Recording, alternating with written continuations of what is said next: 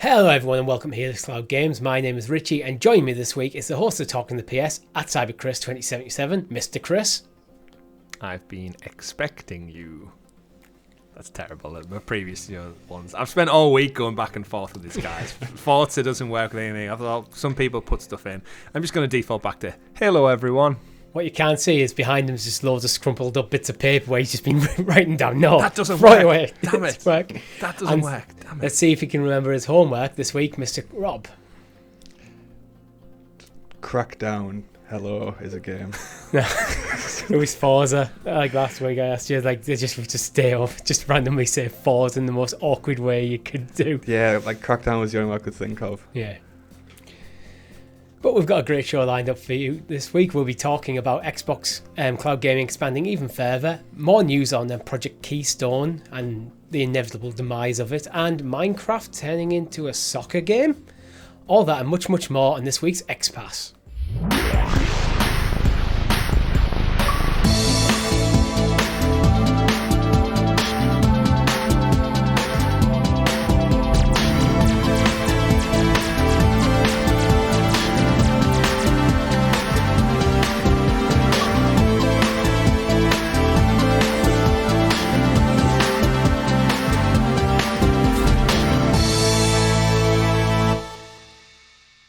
But before we get into it, if you haven't already, like the video and subscribe to the channel or your podcast feed of choice with notifications switched on so you're kept in the loop here with all our great content at Helix Cloud Games, such as Talking the PS, where we break down all the news happening in the Sony Sony area of gaming. The blue era.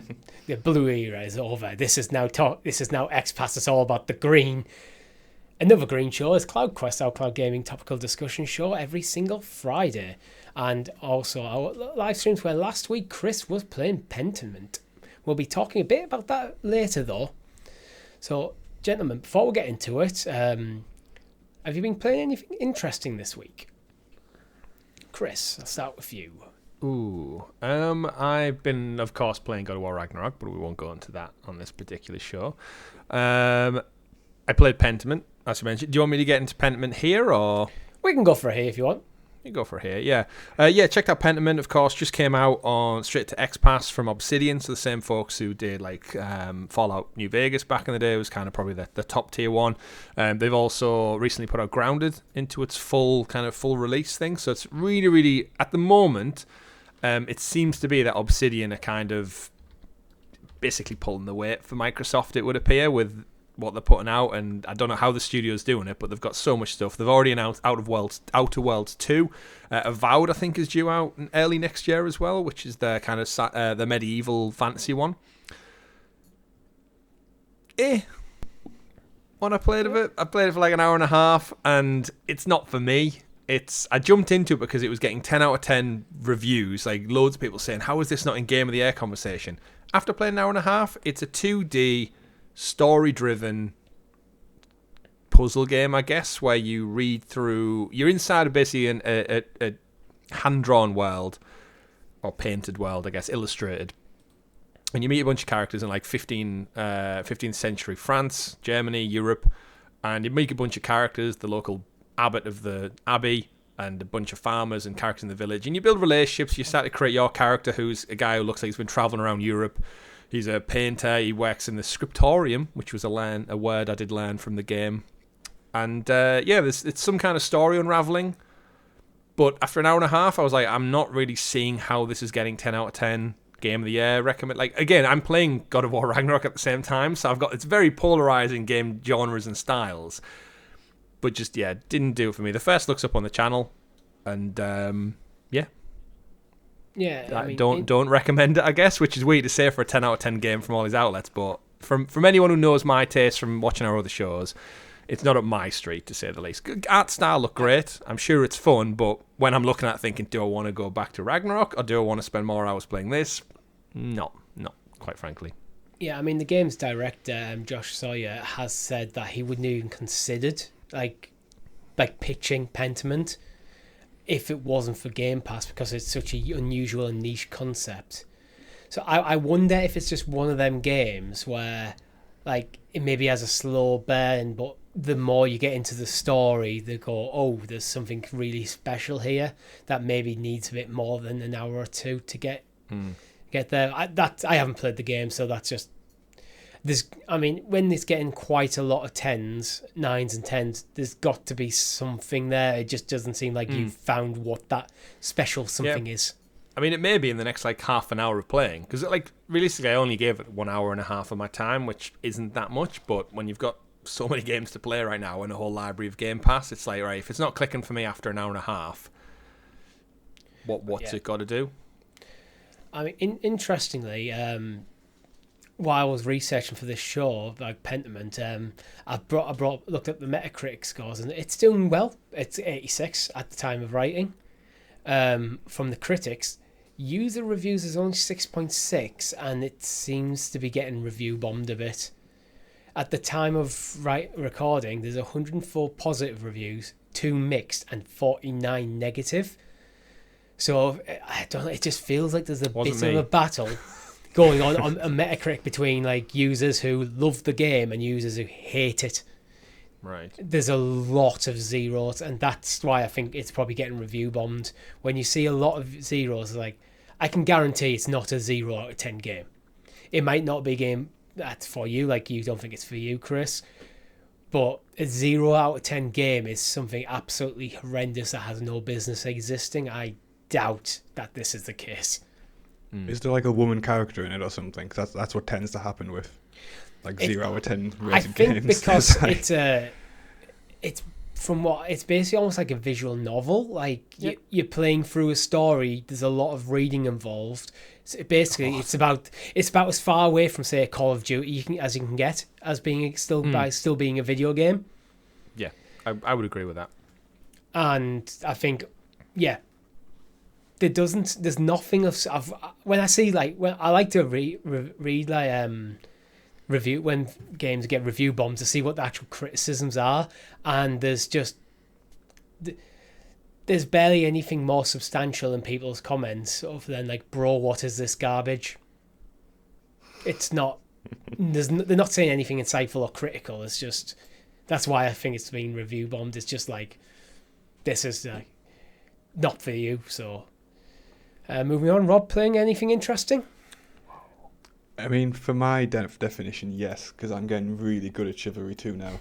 We're going to do another live stream of it, and I'm going to carry you both. But I'd say you can do it next week because I'm actually not here. But I'm getting class at that game. Well, you know what? I'll be willing to jump back in. Yeah, I'll carry you, Richie. Now, before you go jumping too hastily and back into the world of Chivalry 2, not that I would deny you guys enjoying more time in Chivalry 2, the week I'm away, Battlefield 2042 drops on Game Pass. I know it's in the news, but just say. Yeah, sorry, Rob, we're playing Battlefield. Yeah, let's pick a game where I'm just completely trash at instead. I'm completely trash at it as well. Back to standard programming. Yeah. We can play Chivalry 2 another day.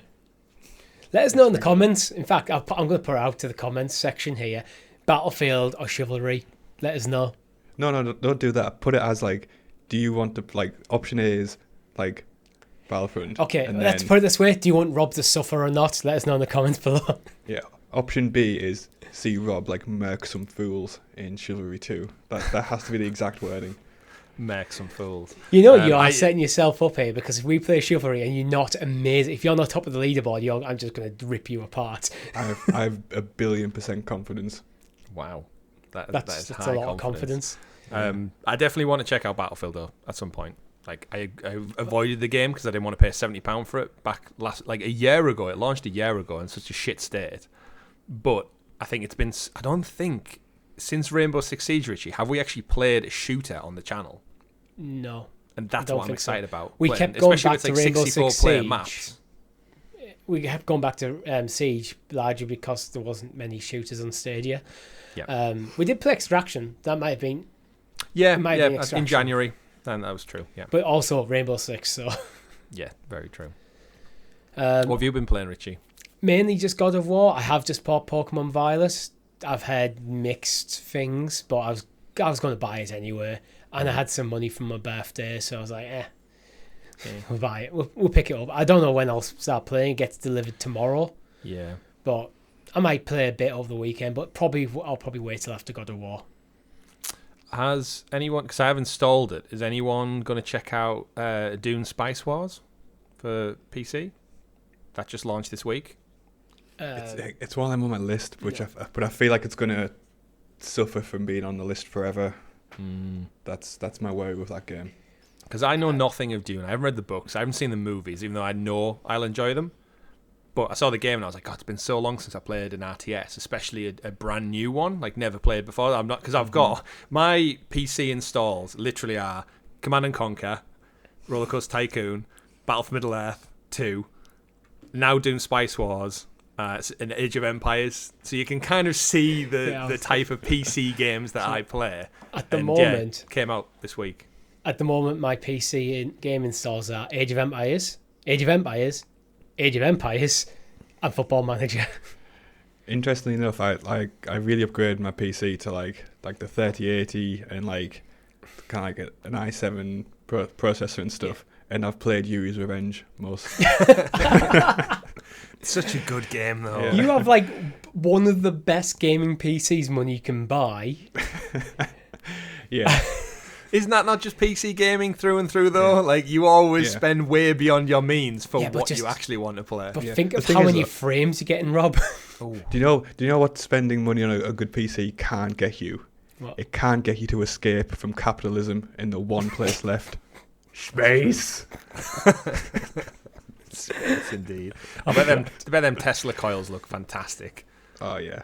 In all that resolution. Elon Musk missed the trick there with Tesla coils, didn't he? That's the thing. Like, the size of the assets is the size of the assets. You can't just suddenly make them better, more detailed than they are. Ray tracing. Yeah, Richie. I am formally requesting that you put the Tim Curry space clip over the... Make a note in the doc. Timestamp, what is it? Because I'm not going to edit this till tomorrow, so I'll forget if you don't make a note of it. I'm escaping to the one place that hasn't been corrupted by capitalism. Space! Before we get into the news, actually, this is completely off tangent, but there's a fantastic compilation of Tim Curry, like, basically laughing during delivering all of his lines for the Red Alert series. And you can just, like, the most amazing thing is he's laughing in every single one, and that was still the best take we got for that. So definitely check that out. There you go. It's in the doc, Richie. Tim Curry shouting space from Command and Conquer Red Alert. It's not space, it's space. With lots of H's. There you go. Yeah. I've updated the doc. I don't know why I'm trying to compose myself. It's Chris who's going to introduce us to the... Oh, that would be, should I say it like Tim Curry? I don't know how to do it. The excellently exuberant, excavated Xbox expose, aka the news. We've all had a few drinks, by the way, at the time of recording. I've had one. I've had 3 rums at this point. As always, our news is brought to you by our Helix Heroes, which you can join for as little as 99p. That gives you early access to CloudQuest, early access to Talk to PS, and custom emojis. Shout out to our two newest Helix Heroes. One drink, he said. Yeah, James Middleton and Shrovar Ingi. Thank you very much for joining. But first story of the week: Xbox is suspending millions of accounts. So Xbox Transparency, I can't talk anymore. Xbox Transparency report reveals up to 4.78 million accounts were proactively suspended in just 6 months. The report contains data regarding player reports and protective action taken by Microsoft to protect the gaming platform's user base. Damn. Do you think they're getting scared of like what's happening at Twitter and all the advertisers pulling out because it's not getting moderated anymore? So like Microsoft's like with their kind of Bing ad platform are just like, no, by the way, guys, we're still moderating things. We're on it. Just know.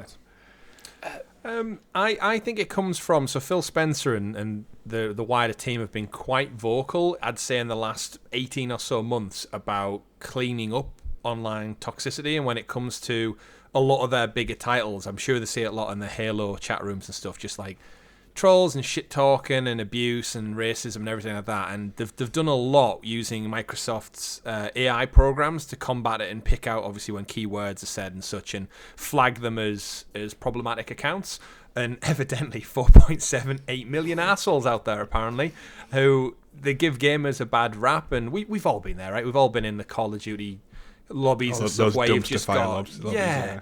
And it just takes so much out of it. We've got a lot of friends. We know a few female games as well who play like the likes of like Valorant and stuff, and they just constantly highlight some absolute pricks out there online. And I think it's good that Microsoft are like so proactive, but it really just goes to show you 4.78 million. Like that's not a drop in the water. I mean, the report breaks down some numbers a bit further. I'm reading from The Verge here. A further breakdown of the data reveals 199,000 proactive enforcements taken by Xbox involving adult sexual content, 87,000 for fraud, 54,000 for harassment or bullying. I'm guessing it goes further, but the further numbers aren't listed because that definitely doesn't come up to like 4.78 million. But it's just the kind of stuff you're saying. Like I wonder if like the sexual content stuff is, I'd imagine mainly like adult site bots and stuff. We get them on YouTube all the time. Every time we do a live stream, I can guarantee I have to block at least one set of posts. I got one during Pentiment. I think I was just doing the introductions and we got into it. Bear in mind, this is like 15th century medieval France, and it's popping up in the chat saying like 18girlsonline.net, sign up here, and it's like what the hell?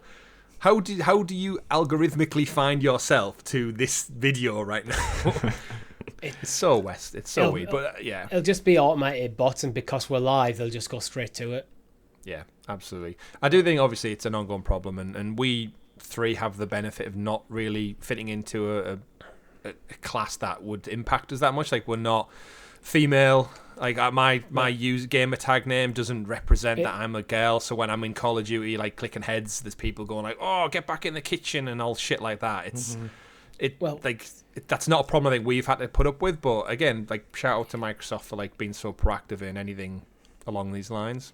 I mean, the reality is we are three white guys in our early 30s. Like, in terms of discrimination, we don't get any. Fuck you, Richie. Fuck you too. I'm going to drop you all voice notes to Xbox. Abusing you. You'll be added to the pile, Rob. We'll get you. Yeah, our abuse is purely friendly. I must admit, when I used to actually, back in the day, when it was during like the Modern Warfare 1 days and the Call of Duty World at War days, I used to actually play a lot of Call of Duty online. And one of the things that soured me on online gaming, just generally, was just the toxic communities, the gatekeeping and the abuse you'd get. It's like, I just want to play a bloody game.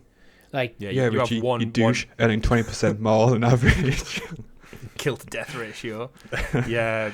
I think that is what, like, I think we all used to play Call of Duty so much, and that was one of the things, like, if your friends weren't online and you just jumped into a lobby on your own, as soon as, like, the audio goes live in that lobby and you can just hear there's some arsehole playing music in the background, there's someone shouting too loud, you can hear kids or whatever it is, and then there's always just some people just talking shit, or it's so relevant, and, like, you either mute them all, so then you're playing silently on your own, or, as you mentioned, you do one wrong thing, and like they hate you, they're going to hunt you down. They're DMing you and saying like you were shit that game. You haven't even played this game before. And it's like, I don't come here for that. Like it's like, yeah, get lost. There was always one guy who was like blasting Bangarang by Skrillex through the mic for the entire thing. Yeah, well, I previously actually dabbled in some MOBAs like League of Legends, Dota, Smite, and every single one I tried, I stopped playing for the exact same reason, where you are not allowed to not be good in them games.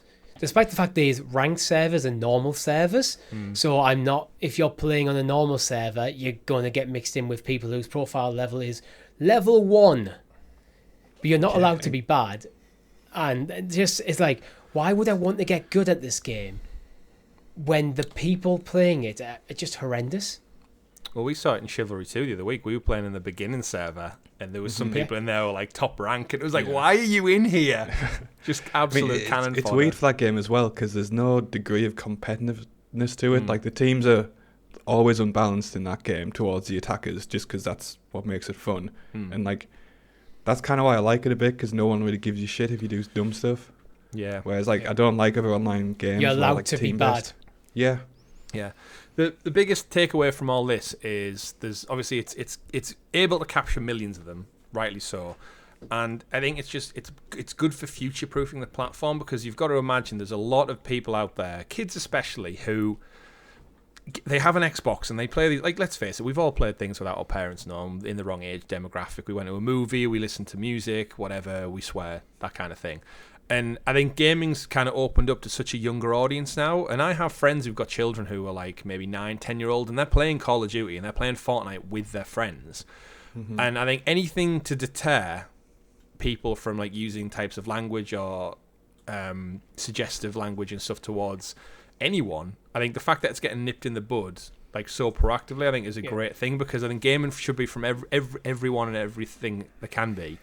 And I just think, I don't want to because like we weren't exposed to it until we were teenagers, like adults. Like we were aware of like arsehole being an arsehole online. That's we've kind of been conditioned to expect that.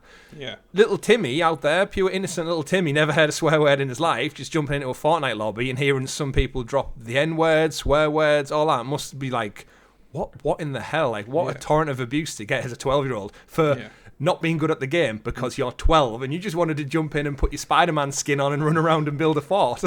And also, as a fair. parent, how do you say, like, oh, no, you can't play this game that all your friends play because, like, there's you're exposed to this? Because, like, then you just become a pariah as a parent. Yeah. And then poor little Timmy going to his mum and dad going, what does bastard mean? Like, shit, I've got to deal with this now. Well, that's this podcast getting the explicit tag. I don't think any kids watch this content. But I think one of the biggest things you mentioned is being proactive. So reading a few more numbers, between July and December 2021, there was 461,000 proactive enforcements and 2.24 million reactive ones. Fast forward to January to June this year, it's 4.78 million proactive and 2.53 million reactive. So the reactive numbers are roughly the same, but Microsoft have been like 10 times more proactive about this stuff, and I think it's a good step. Yeah, personally. that's where the AI assistance comes in, right? Because there's no way they could achieve that scale without like this is not people looking manual methods. There might be a lot of things. They'll probably have certain tiers of how they get flagged, where some of them go for manual review, or there'll be some things where if you're seeing these words, you're just done. Which is good. Strike one. Yeah. Did you say what? Did you say like what, Chris? It's strike one. Oh, strike one. I said like what? I was like, as if you're asking me to say one of the banned words. No, just like strike one. Wait, do not say them words. Strike two, you're out. Right. We should do that thing where like we just like say something completely random and just put like lots of bleeps, even though we're not saying anything. It just sounds that way. Nobody I'm ever not going to knows. do that because I'll forget to edit it in. You've already given me extra editing to do. Just bleep all that stuff now, Richie. Banana. Moving on to Project Keystone now, and unfortunately it looks like it might be even further off than we thought, because apparently one of the reasons the idea was shelved was not just because like of things like smart TVs and Samsung Gaming Hub like taking precedence. Apparently they had a target idea of how much it should cost, and they were nowhere near matching it, unfortunately. That's unfair. Yeah, like the price point they were hoping to hit was like $99 to $129.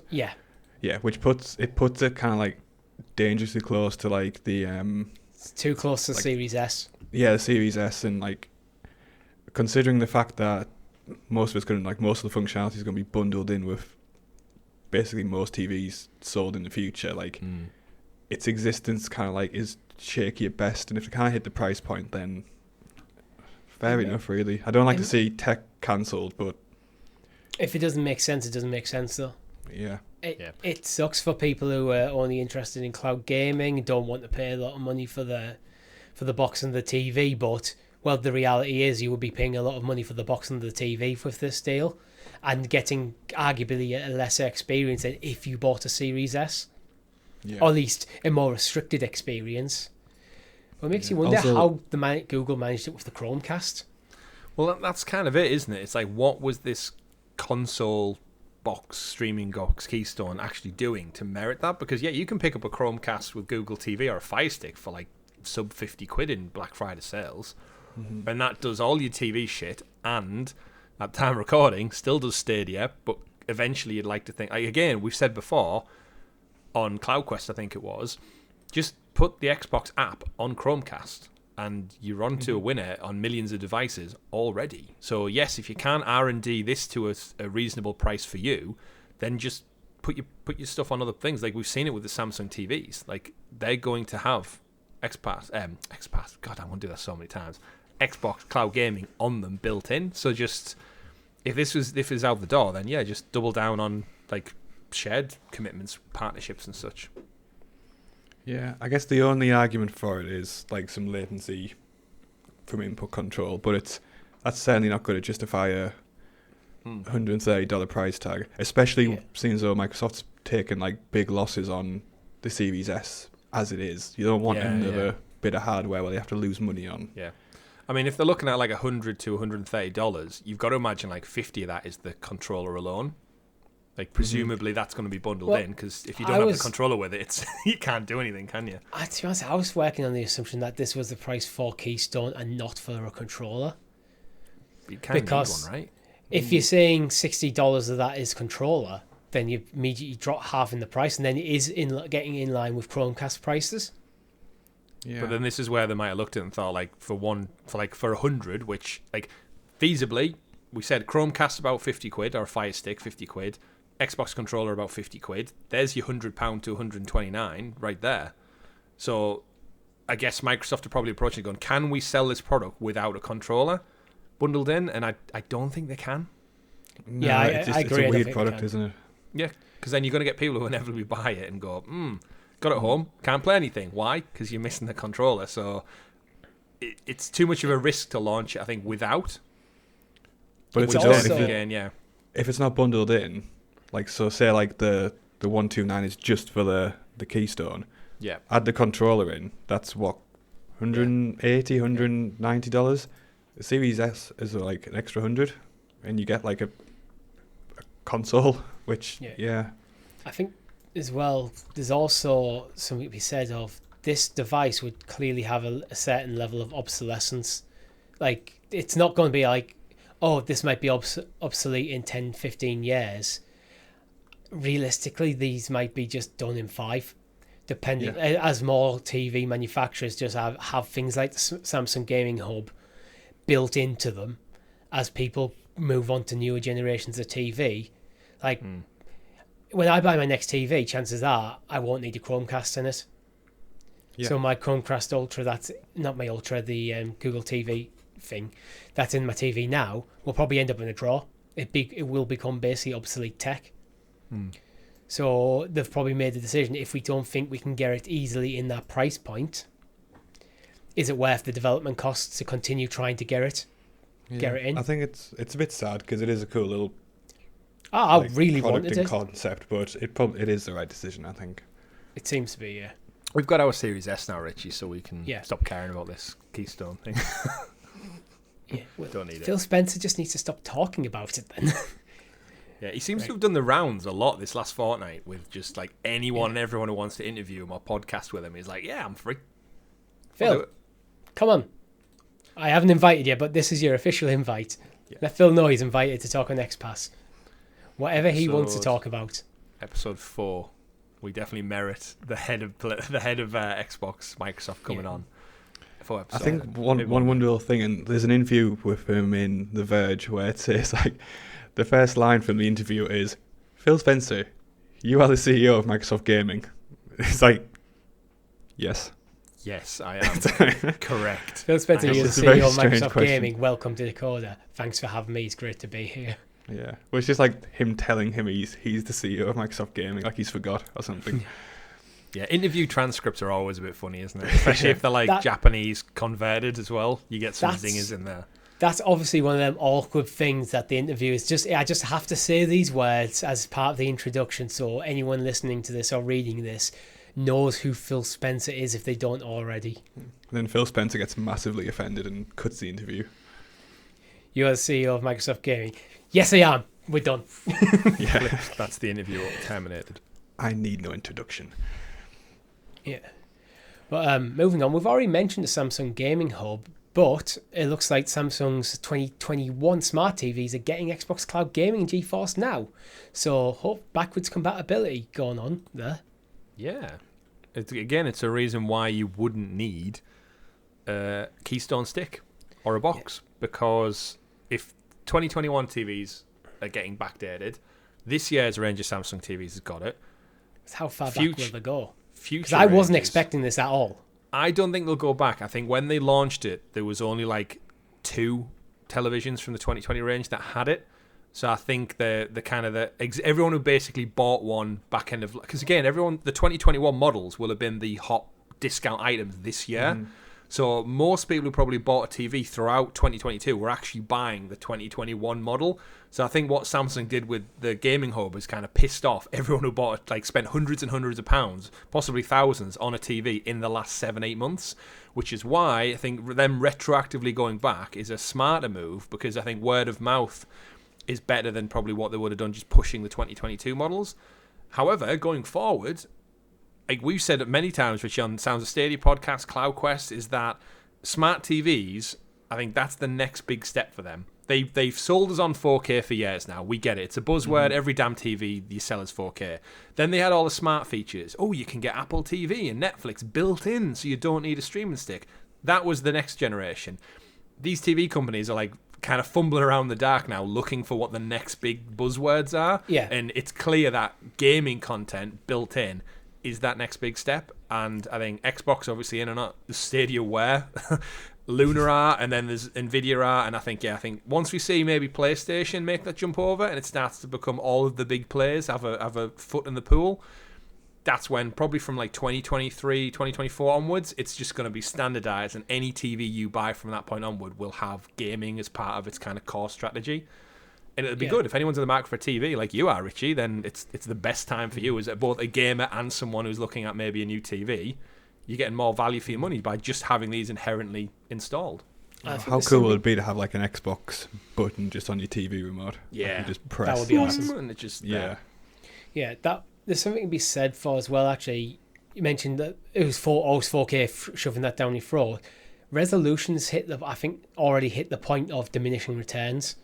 The next big jump up from 4K, you're probably not actually going to notice that much of a difference, despite the sheer processing power required to make that upgrade.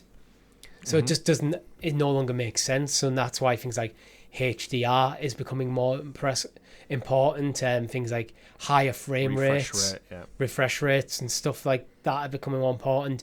Power consumption. How do we add more features? That's the biggest one right now. Honestly, I think that might be the next generation of TVs. The biggest thing they're pushing for, like more eco-friendly, while also maintaining the same level of performance. Because we've hit a point where I think in TVs where, again, the difference between 4K and 8K, unless you're going to incredibly huge TVs, is just not going to be noticeable. Yeah. No, not at all. Do people want bigger TVs than you can already get? Do you need something bigger than like a 70-inch TV in your living room? Yeah, especially now when this like the average size of a house is shrinking. Like it doesn't make sense for like the size of the TV to go up, does it? Yeah, we're always going to hit that saturation point, and it's been like that with mobile phones for quite some time. Where I think at the moment they're just like they're glorified rectangles. Like they're all just a rectangle that does the same shit, albeit slightly better than last year's iteration. But the bells and whistles, like camera fidelity is so good, and battery life. I guess battery life's the one thing that the tech still needs to improve on. But when it comes to TVs, like phones, they're just glorified rectangles. Like they've done the same shit for decades now. But it's just about refining it. But I think you're right, Richard. Like diminishing returns. Like if you're a TV manufacturer, like year on year, people keep their TVs longer. They have like I've got 2 LG 4K TVs that I think I paid about $499 in like a Black Friday sale. I have no interest in replacing them for like years to come now. So if I'm a TV maker, that's bad business for them because I'm not in the market for another half a decade. It's a However, sweet if it's thing. got gaming built in, that might pique my interest to maybe think, you know what? Instead of getting an Xbox, I might just buy a TV with Xbox built in. It's Save this weird myself some thing money. where all tech has kind of become annualized in terms of the releases. Apple. So Samsung needs to bring out a new TV every single year. That is what's expected of them, which means the marketing execs at Samsung need to figure out a way of selling a new TV every year. Mm-hmm. Which means you have to come up with buzzwords, like you need to find that thing that will get it. Gaming seems to be the one they've latched onto, which probably for good reasons, because it's the biggest entertainment industry in the world right now. Remember 3D TVs? Yeah. Then we got curved TVs. It's just a thing, is it? But then that's the optics of like being. You have to be current. If you're not current, like 2-year phone contracts are now trade your phone in anytime, and it's like it has to be. Like if you don't have the latest shit, you ain't cool. Yeah, I don't care about that anymore. Well, again, our age demographic doesn't, but the up and coming audiences who are now starting to get like full time jobs and have cash to burn, like not that much because of inflation and depression and stuff. Depression, not depression. What's the word I'm thinking of?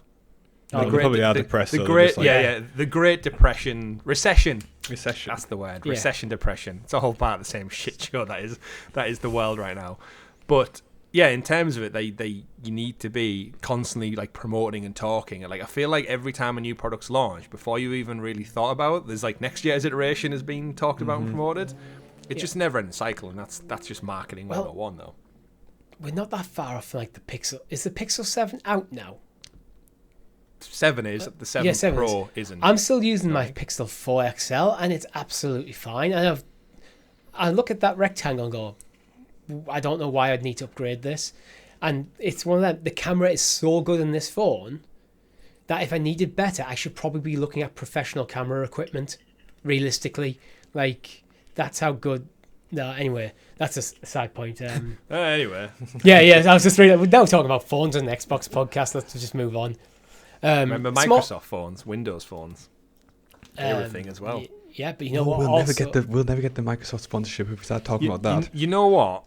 Windows phones, I know you're trying to get away from it, Richie, but they had an Xbox app built in mobile phone games on them phones, got you like Microsoft points and achievement points, and because it was all part of like the Windows Live tile system, it worked and was built in really, really well. It's just a shame that no one supported it and it failed, but I mean, talk about Windows Live. Did you know that Xbox Live is now 20 years old? Oh. It's a small story, but I think it's worth honouring these sort of milestones. Yeah. My first experience in online gaming was with like the original Xbox, and I played Project Gotham Racing 2. Oh, nothing to do with Batman, which confused the hell out of me back in Yeah, the day. I think that's why my mum bought it, because she knew a bit about Batman and stuff like that. But There's no New Gotham. Batmobile in this game. What the hell, man? Like, yeah, sorry. but that was my first experience with online gaming, and I'm so sad that I lost my original Xbox account, because I'd have got like a special 20 or even like a 19-year-old badge for it. But alas, Were you posting sexual content on message boards and got Every day. banned? no, I was just waiting for like the little kids to abuse. Dude, just Yeah, I mean, don't what follow up sexual content with little kids, Rob. Yeah, they were definitely going to get demonetized in some way. Yeah, like. But I think Xbox Live, shout out to a service that essentially embraced the internet, and it got rid of essentially LAN parties, and it disconnected you from the physical being connected like locally, and just introduced like, holy shit, I can just play with all of my friends from home online just like this. And obviously it launched in the perfect time with Halo 2. And then that not only exploded the world of Halo and the multiplayer online, but it just what a thing, man. Revolutionized. I think it's not only was this a pivotal moment in Xbox, it was a pivotal moment in gaming in general. I mean, online gaming was always there in the PC sense, but the popularity of consoles just never had it. This is the reason why you can't get couch co-op games anymore. Xbox Live, killed it. Yeah. I have no idea how my copper wire internet connection handled the Xbox Live, but it did apparently. Lag. Lots of lag. Ping, signing in. Just remember entering a lobby and you generally had to wait forever. for just like it to find other people and get connected, and then you'd load in. It was like matchmaking everyone up together, and yeah, what a time! What a time! I mean, moving on to the next story, not everything Microsoft does works out well. They accidentally lowered the price of Forza Horizon from $200 to less than $1. This sale's it's already been fixed, but I just found it hilarious. Black Friday deal right there. Yeah. I mean, someone's been fired over that. Definitely. Yeah, apparently it came to you could get Forza Horizon 4 and 5 for 61 pence. That's a deal. I don't know like what mistype or typo must have occurred for like this to happen, because it's not like it was supposed to be like, I don't know, 40%, and like I don't know like how it happened and how many people it had to go through before it got published live.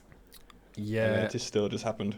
The nearest thing I can think is it was supposed to be discounted down to $99, and it's gone down as 99% instead. Maybe, yeah. That it's been like, seems like something that could have happened. Yeah, like I didn't realize it was percentage. Completely messed up the brief on it. It's like, I can really imagine like the horror that someone had, because they'll have looked in like their dashboard and it'll have said like, oh, amazing, like 500,000 sales. What's the revenue? What? $10. $500. What? And there'll have been like a sheer dread come over somebody on that one. Yeah, especially because these premium editions are designed to take the hardcore and make money, because like realistically you get Forza with Game Pass. So millions of people who play Forza, they ain't paying a penny for this outside of the subscription. So these bundles are designed for like your hardcore people. And when, like you said, most of your sales are coming through at, what was it, 69p or something? 69 pence. Yeah. Yeah, nice. But at the same time, yeah, you must look at that and go, oh shit, that was our chance to rake some money in a sale, and we've undercut ourselves by a lot. Yeah, it's probably one a of big them. player boost though. Yeah, definitely. Yeah. It's probably one, as you mentioned, Rob, there'll be someone sat there, look at the sales. It's probably one of them moments, go, oh my God, that's selling really well. It's like, hang on a sec, that's selling way too well. Yeah. Like, it's like, this is selling suspiciously well. What went wrong? Yeah. You're making me paranoid about the Black Friday stuff I'm managing now, because I'm thinking, God, I hope there's not a typo anywhere. Just double check. Get someone else to double check as well. Because sometimes you'll double check yourself and you just will not see an obvious mistake till someone points it out to you. Oh, yeah. I think that happens there as all. But moving on now, so to Final Fantasy VII Crisis Core Reunion, we've got the tech specs. And looking pretty good, to be honest. Xbox Series S, you get 1080p, 60 frames per second. Can't complain about that. Up to 4K 60 on the Xbox Series X. PlayStation 4 Pro, 4K 30. PlayStation 5, 4K 60. By looks like you do need to download the day one patch to get the 60 on the S by the looks of it. Yeah, but who's realistically not downloading the day one patch? First time coming to console as well. Mm-hmm. So if anyone's never, a lot of people probably haven't played this because it was on PSP. So is this exciting you? Yes, because it's well revered. Yeah, it is. Like, again, I've played with Final Fantasy VII. I've played a lot of it over the years, the original, but I never actually ever rolled credits. So the remakes were kind of like, they've come at a good time for me to go to re-experience this and like the full story. Mm-hmm.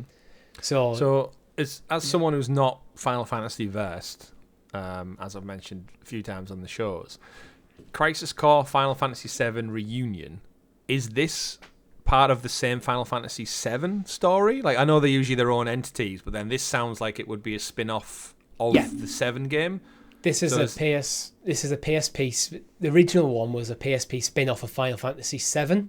So when they've been doing the remakes, they've decided to remake the spin-off, and which is the Reunion version is the remake version. Right, that sounds good. So then, for you who loved the remake version so much, the fact that the early reviewers said he got hands-on time with the game, was impressed at how the developers made the game consistent with Final Fantasy VII Remake. Does that get you excited that it's got the same like level of... You're essentially getting an additional game, part of one of your favourite games of all time, and it looks and feels consistent, which I think is the big thing here. That they've took a PSP portable game and matched it with last year's PS4 release. I'd take the word consistent because there is some changes to the story in Final Fantasy, the remake of Final Fantasy VII. There's things in that game that should have happened. There's one specific pivotal moment that should have happened, which has not yet happened. Right. So when I read the word consistent, I think what they've done is they've adapted the story of Crisis Core to be in line with the remake narrative. To not give away spoilers, potentially. Oh, it's a spoiler everyone knows. Like, it's one of the most meme spoilers of all time. I don't know. Don't tell me it. If I told you it, you'd know what it is. Like, all right. Is it took an arrow to the knee? No. Not That's the wrong franchise you haven't played. I know. Is it All Our Base Are Belong to Us? Yes. Not that one. It is that one. Yeah. I read consistent as in like just graphically. Like they've took an old ass game on a portable thing and made it match a PS4 remake game. Like that's got to be expected, to be honest. Like if you're remaking a PSP game and put it on PS5, you're not going to make it look like a PSP game. Yeah, I think it's a bit fair that it's got the remaster tag because it seems much more like a remake. I see a lot of it being reported as a remaster, and I think they're having a fight against the... I'd say that's an incorrect statement because I always say that the difference between a remaster and a remake is a remaster, you're taking the game that was already made and polishing it up a bit. Yeah. You're remastering it, where a remake is you're taking the core concept of the game and building it again with modern... remaking all the assets and such. Yeah, which I guess is why the exec producer's kind of coming out and trying to push that, right? Yeah. Because if you hear a remaster of a PSP game, I'm expecting a PSP game playing in at least 1080p, maybe in 4K resolution, maybe with like patched up audio, but ultimately it's going to effectively look and feel the same. Yeah. Where remake is you're making the game again. Yeah, fair point. Yeah. Moving on now to Battlefield. Season 3 sets up the most radical improvements yet. So, good news, Battlefield is about to launch the Game Pass on November the 22nd. I was going to drop it on November there. It's like, we're mid-November now. It's like... It's 4 days away. Yeah. It's 4 days away from where we are now. It's like tomorrow. Yeah, so this is what's got me excited for Battlefield is that it launched in a shit state. We know that. I was never going to pay 70 quid for it. The fact that Season 3, which is apparently the game starting to get back on track, it's getting more positive praise and reviews and players are enjoying it. The fact that it's going free on Game Pass, so it's going to see a massive like boom in its player base, and the game is supposedly fixed at this point. I think it sounds like for people who've been patient or disinterested out there, it seems like a perfect time to jump in and play it, right? Yeah. It'd be interesting. I feel like it could be the thing that revives the franchise, really, with it being on Game Pass. I think that could be the thing that kind of gives it the shot in the arm which it needs. Because if it gets a decent player base back from people who aren't having, as you said, drop kind of 70 quid on it, there's much more argument to like create more content moving forward for it as well. And so this is a nice thing about kind of games coming to Game Pass, where like things that have kind of died off can get that new injection of player base. The same thing happened with Chivalry 2. Yeah, it's just like that second life of when you open it up to millions of players for essentially free, you are going to get that influx of people who've thought either they've never seen it before or they've just not been interested before, who suddenly go, oh, it's AAA, it's EA, it's like I've heard of Battlefield, I've maybe had my fill of Call of Duty, or I'm just not interested in Call of Duty, I just don't have 70 quid to buy Call of Duty right now. Let's jump in and check it out. And like you said, Season 1 seemed to put them in the right direction. Season 2 seemed to appease the fans quite a lot in terms of content. Season 3 is promising the biggest changes yet and the biggest update yet. In line with millions of players getting hands on with it for free, it seems like a win-win for all parties. And I've said before in the past, I've loved playing Battlefield games, and Battlefield 1 in particular was, I think, the highlight. And I think they've got a lot of shit the last few weeks of saying if on Steam there was more people playing Battlefield 1 and Battlefield 5 than they were playing Battlefield 2042, which is like, that's bad, that. So the fact that this is obviously going to have an influx of millions of people, hopefully it'll get it back on track. Because again, in all this Call of Duty Activision back and forth, Battlefield realistically has been the only real competitor, and it's not really won any of those fights yet. I think Battlefield 1 was the last year when people actually said Battlefield wins against Call of Duty this year. Not in sales, but in terms of like critic reception and such.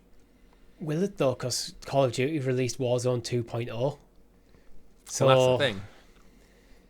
And that's too. I mean, that's just seems like from what I've read, just more Call of Duty Warzone. So if you're into Call of Duty Warzone, more power to you.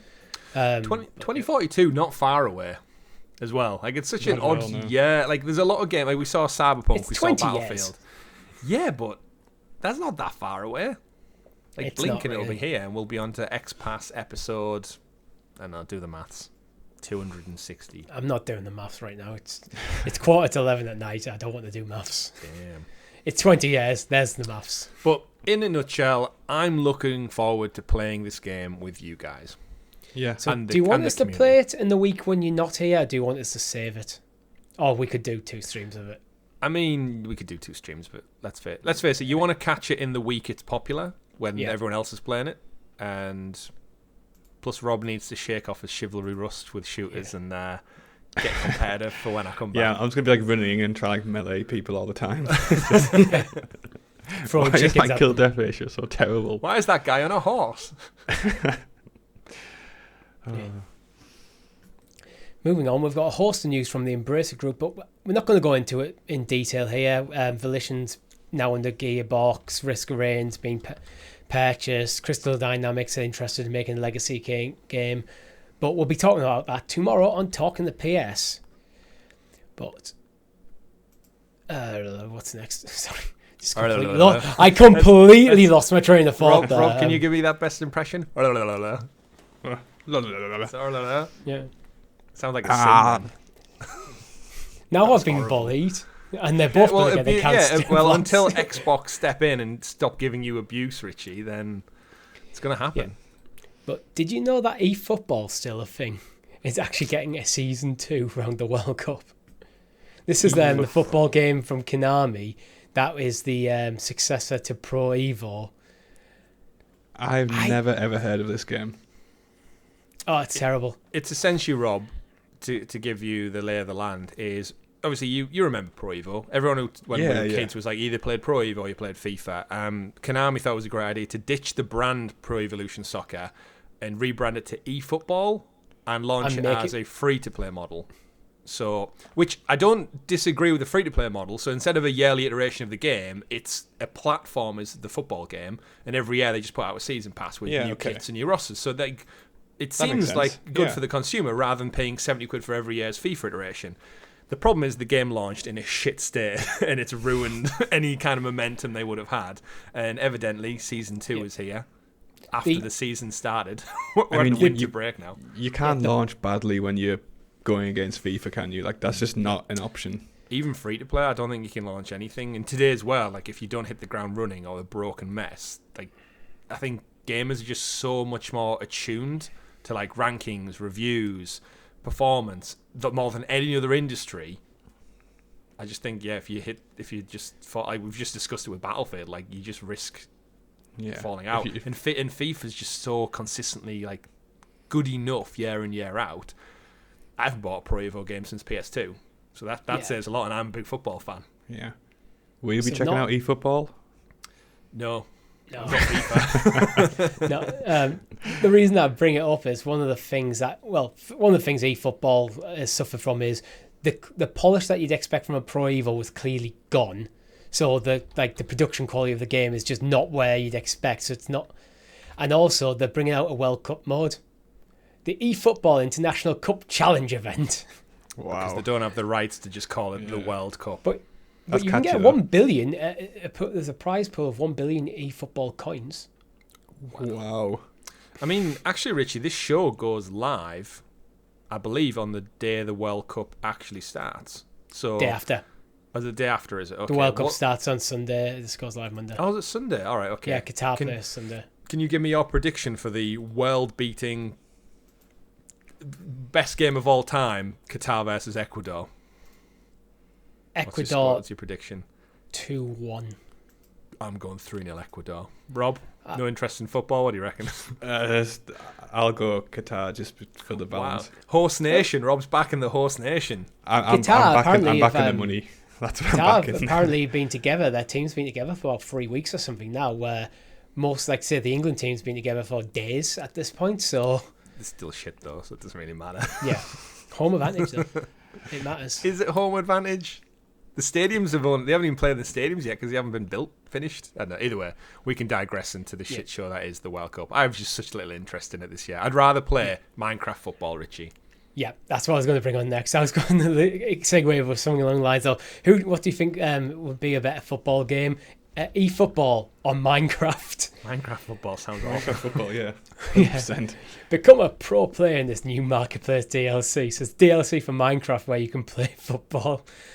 It feels like this is the only football game I'd actually play. Yeah, I'll play this. Have you not played Rocket League? That's not football though. You're in a car. It's football. Right. When you guys play football on a Monday or something, right? If I rocked up in a car and started just doing donuts in the field, right? You'd have something to say about it. You might have a better chance at winning. Yeah. He's killed the goalkeeper. I would be in Rob's team. I mean, yeah, Rocket League's fantastic. Have you seen Call of Duty's getting what was it called? I think it's just going to be called COD League or something like that, and it's basically the vehicles in it, but Rocket League style. That's a thing. I mean, I don't like this convergence of genres into one big genre. I like the look of the Enderman kit though in this Minecraft game. Yeah, it's pretty nice. That's cool. I mean, it's largely just black. Purple highlights, but it looks like the Enderman. The problem it makes is the eyes look like nipples. That's what I thought, yeah. It looks like he's got little slits in his t-shirt. I tell you what, though, Minecraft, not Minecraft football per se, but Minecraft, what a fucking game. Like, I had such a good time playing Minecraft back in the day. I don't have time to dedicate to hacking away at like 1,000 blocks on a night. I've got better things to do with my time. But if I was like 10-year-old and I was introduced to Minecraft, you'd never see me again. Oh, yeah. I'd just and be it gone. sparks such like a trend of games where like using that kind of block building design as well. Like I play 7 Days to Die quite a lot, and that's based on the same kind of skeleton, if you like, of Minecraft. Yeah. What we need to do is do a stream of Minecraft where we just build like a massive fortress, just us and our audience. Absolutely. If you remember, like Grounded, how much fun we had just building. Yeah. We stopped playing like the story and we just started building stuff. Yeah, I don't think I paid any attention to the story, but yeah, I'm totally down for that. Minecraft's so good. I'm a complete novice with Minecraft. There's not much to learn. Just avoid the zombies and the skeletons. You'll be all right. Yeah. And don't dig down. That's the one rule of Minecraft. Do not dig vertically down. Just going straight down. I was going to say, don't dig down, but you've got to dig somewhere. Just dig up, stupid. Yeah, one, because you might get stuck. Two, you're probably going to hit a lava pocket and there's no way out. Yeah. Moving on. One of the last stories for the week. Relic are looking to bring more real-time strategy games to the Game Pass, and one of the things that has been mentioned is Company of Heroes 3. Either of you got any experience with Company of Heroes? I have, yeah, because I'm a big RTS kind of fan. I thought you were going to say yes, actually. You've probably mentioned it before. Well, yeah, it's like I'm like all for this. Like RTS games of the ones I first started playing on PC, like God knows how many years ago now, and they've been in like a bit of a slump. Like there's a reason I still go back to like the original Red Alerts and Command & Conquers and Age of Empires is because that was such like a golden age of that game genre, and I don't think it's been replicated.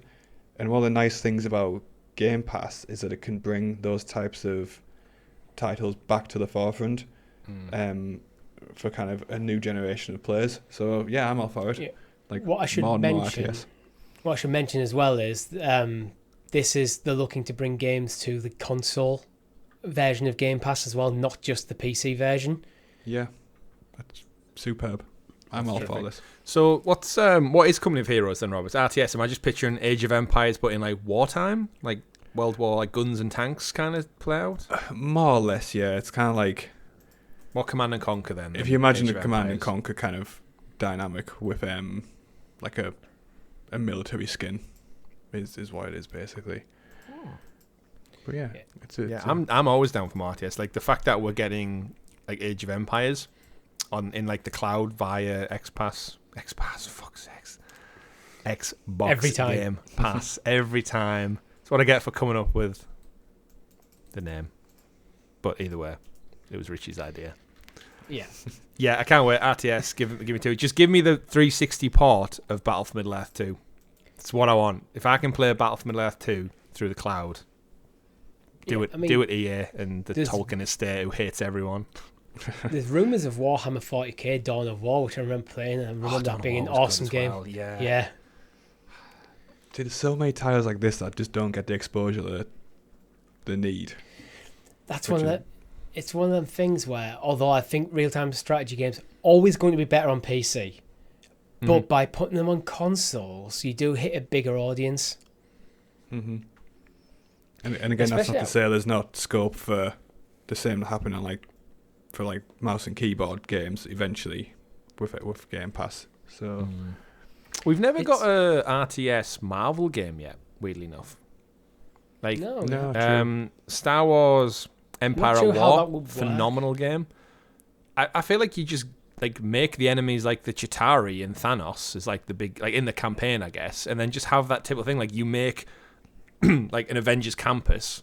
You give your barracks for recruiting your your shield agents. Your shield agents, yeah. And then I you've suppose got your you got heroes. Shield. You could have Hydra, the Chitauri. Yeah, It's like Age of Mythology as well, where you have your heroes. Yeah, and then that would you summon them in, you call them, you have I guess a map of the different planets. Like you could go all out space, you could go different dimensions if you on the Doctor Strange campaign and stuff like that. And yeah, it's crazy how of all the massive IP, they've kind of all had some kind of RTS thing, but Marvel just no. I guess what it was Marvel didn't hit it big until RTS as a genre kind of died out faded, in a way. But Give now me another Star they're being Wars they're being more experimental with the IP. Look at Midnight Suns is coming out soon. I think that's a completely departure from what you'd expect a traditional Marvel game to be. That's true. But remember Populous, Rob? Oh, I love Populous. Populous is so good. I can't find a good kind of PC emulation for it. But I've been searching for it for a long time. The shamans. Was it Stupid console? bishops which convert everybody. Wow. Yeah. Was it console only Populous? I had it on PlayStation 1, so... Yeah, that's where I originally played it. I assume it's a console game at some point, but I can't find a good... Check Good Old Games. That's probably usually a good site for stuff like that. Populous the Beginning. It was on PC.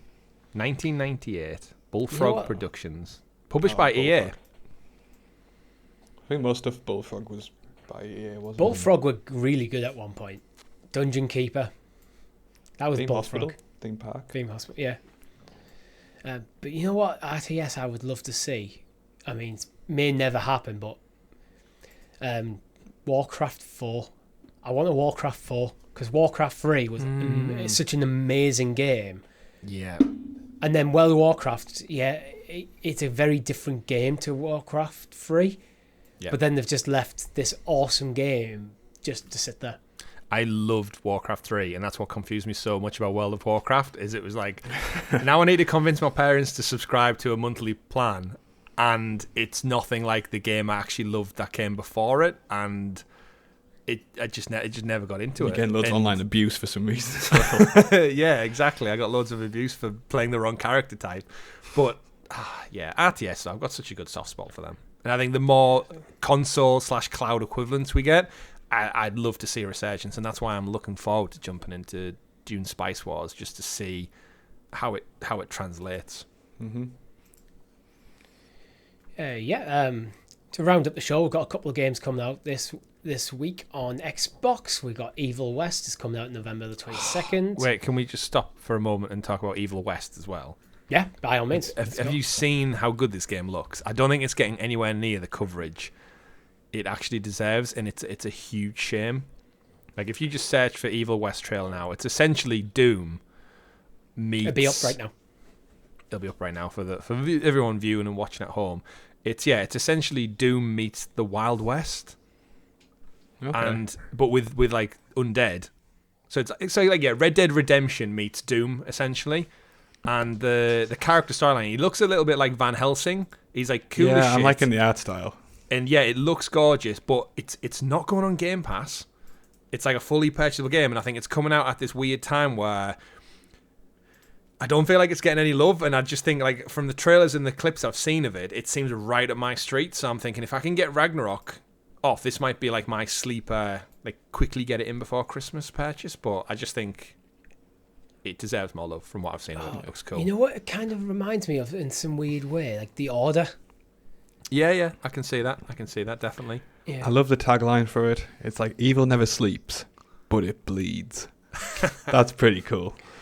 That is cool. It seems like a game that knows exactly what it's about. It's not. It sounds like it's probably not going to take itself too seriously. Yeah, definitely. But sometimes that can be just great fun. Some of the weapon upgrades look cool as well. It's like it's a video game video game. It knows exactly what it's doing. Like, it's going to be zany fun, crazy villains, wacky loadout. Like, I think the guy has like electric fists at one point to fight them, and it's just like, but in a Wild West scenario, it just adds that different element to it, which could be cool. Yeah, this looks cool. Yeah. Moving on, we've got Saint Kotar comes out November the 22nd. By all means, just stop and talk about any of these games as we go. I've never heard of that one. Dead Station, November the 23rd. Finding the Soul Orb, November the 23rd. Gungrave Gore, November the 23rd. Rich, that's actually Gungrave, Gore. If you... My apologies. Yeah. Gungrave, There's dots in between Gore, them. comes out November the 23rd. What does it stand for? Gore. No, there must be like a... Don't spell it phonetically for me. But like what... Like, is there something? I don't know. Like, what would you think it stands for? Guns or raves experience? Let us know in the comments if you know. Is it gun grave or is it gun rave? Because that artwork makes it look like it's just a gun rave. Everyone's it's gun grave, but gun rave would be fun. Gun rave. We have Jelly Brawl, November the 23rd. We have Super. That's actually Xbox. That's Xbox One as well. Super Rebellion. I thought for a minute there when I saw Jelly Brawl, I thought I was like, is that Xbox Series X only? He's like, but no, it's Xbox One X enhanced. Super Rebellion, November the 23rd. Primal Light, November the 24th. Legendary Heroes, November the 24th. There's a lot of just games here. Animal Shelter. You stopped right before Animal Shelter Simulator. You swine. Why did you stop? I'm just scrolling as I read. Like right, Rob, talk to us about Animal Shelter. Look at that dog. Like, of all the dog pictures they could have picked for this artwork. Is this by Carson Kelly? Yeah. No, it's basically not. It's broken down into a couple of options. So, save our four-legged friends. Clean them. Protect them. Take them for a walk. Be careful. And convince them. Is be careful an actual gameplay mechanic? Wow. Animals need a level head just as much as they need a loving heart. Remember that each resident of your shelter has a nature of its own. You don't want them, or yourself, getting hurt. So there's a bit of violence in this. Wow. And it's teen as well, so it's not like... It's not universal. Okay. There you go. Moving on. Run Sausage Run comes out November the 25th. What the hell? This is some shovelware I shit knew that right was going to here. go. Yeah. Run Sausage Run. And to finish off the list and the show, Robo Lifter comes out November the 25th. In the description for Robo Lifter, it starts off in its blurb by saying a sci-fi Soki Banish puzzle game. What the hell is a Soki Banish puzzle game? I have no idea. Because I know sometimes in these like descriptions they like to use buzzwords. Using words I've never heard of before doesn't do it any benefit. Even Googling the word, it just comes back for showing results in Spanish. Yeah, that's what I thought, yeah. And it's not helping me to what the actual word means. When I've just Googled it and it goes, do you mean Spanish? Showing them results for the word Spanish. I went, no, show me actually like Soki Banish. And it's only showing me things to do with Robo Lifter. Yeah, this word only exists when next to Robo Lifter. A sci-fi Soki Banish puzzle game where you, level by level, repair a spaceship. As the last working lifter bot and the last hope of your companion, repair AI, help her to fix the damage and investigate what caused the critical shutdown. Robo Lifter, available November 25th. No thanks. I just saw an article that had Soki Banish in it, in French or maybe it's like a French word. No, it's an article for this bloody game. It seems like a Japanese word. Soki Banish. Weird. Yeah. Either way, run sausage run for me. Top pick for this week. But that's all we have time for this week. If you like the video, hit the like button, subscribe to the channel or your podcast feed of choice with notifications switched on. If you want to join the conversation even further, we have a Discord server. The link is in the description below. Thank you very much for watching. My name's been Richie. I've been Chris. And I've been Rob. We'll see you in the clouds.